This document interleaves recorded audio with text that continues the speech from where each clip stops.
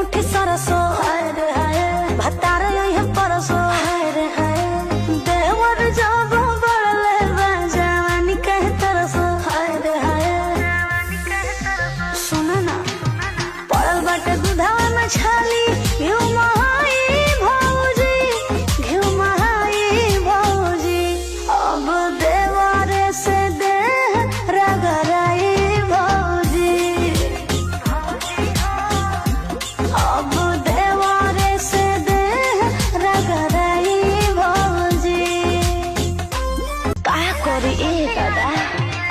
अरे जहिया तो शादी भइल मोर मोर मतिया आधी आधी रतिया में फेरी करवतिया भइल बा जानी दही बारा है रामा चिखला न पतिया नतिया